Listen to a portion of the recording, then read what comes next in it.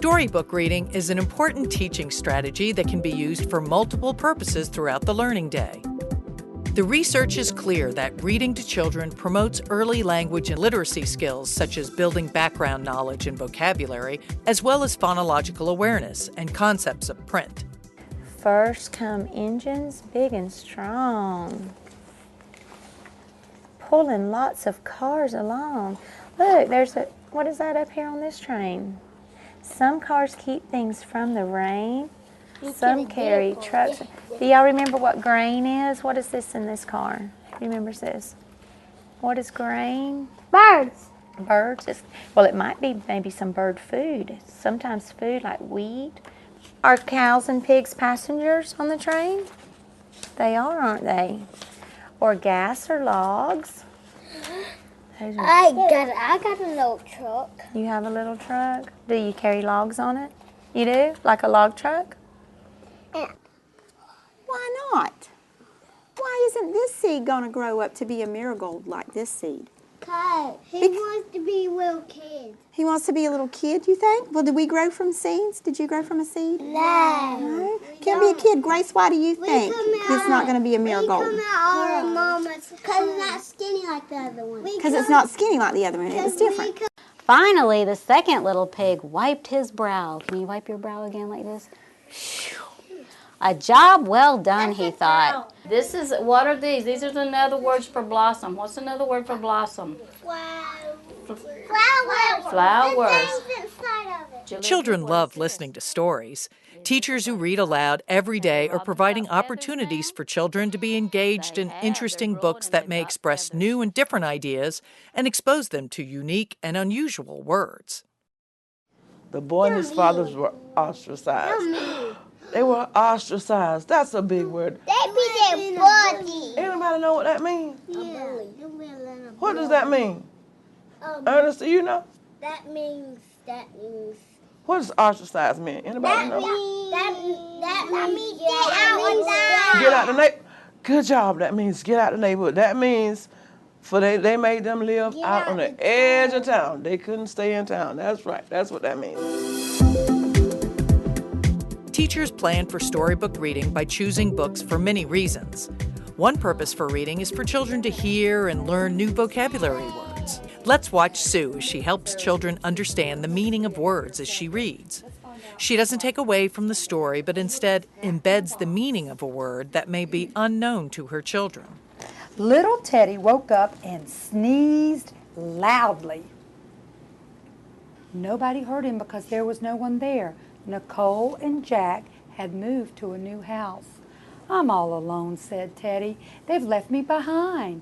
They never were very good at packing. It was so dusty that he sneezed again. Achoo! And it grew dark, and at last Teddy went to sleep again. If you're packing, what are you doing? Packing your stuff. You're packing your stuff to go to a different town or a different city. Right, you're packing up to move? The next morning, the cleaning lady's dog spotted him. He saw him, and he picked him up. What do you have there? Asked the lady. And when she saw how grubby Teddy was, she grabbed him with her big hands. Teddy was grubby. That means he was very dirty because he'd been sitting there in the dust. Remember how he sneezed? And popped him into the washing machine. Oh, help, cried little Teddy, but she didn't hear his tiny squeak. It was terrible in the washing machine. Teddy whirled around until he was quite dizzy. He was whirling, that means he was going around and around, kind of like you do on a merry-go-round, and very dizzy. He growled his very loudest growl, but nobody came to rescue him. And at last he was spun dry and the machine stopped, and Teddy laid there among all the damp clothes. If you're damp, what are you? You're wet. Yes, exactly right. You're not real wet. You're just a little bit wet. Probably like Sydney's shirt is kind of damp now from the apple juice. And he was wondering what would happen next.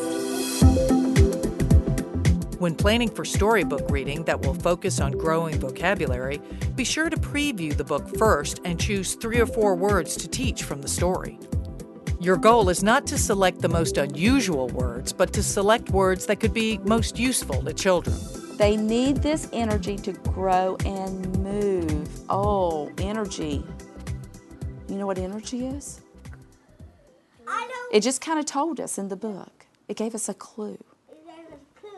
Let me listen to it. Food. Energy to grow and move.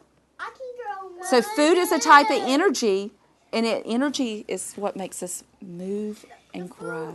Before reading The Three Little Pigs to her children, Jill introduces a few words that she wants them to learn from the story.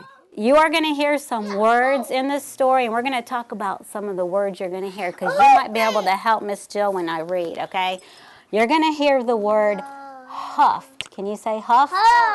And there's a wolf in this story, and he's going to huff, and when you huff, you go like this. He's going to huff. Can you huff? Okay, so that's huff. You're going to hear the word huff. And there's another word that you're going to hear, and the wolf is also, he's going to appear. You know what appear means? Can you say appear? That means he's just going to show up, okay?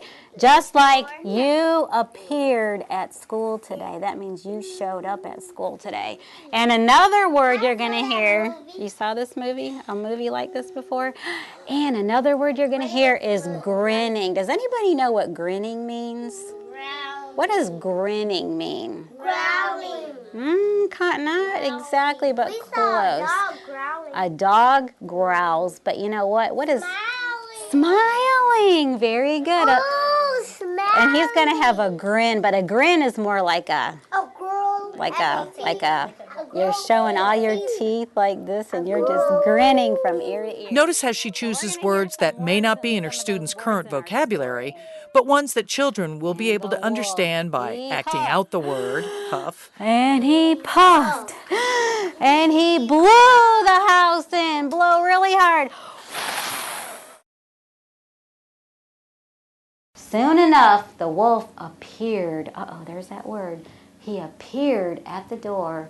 Or using a word they already know to understand the new word. And there he is, and look at him. He's got that grin. Can you have a grin on your face? He's like this.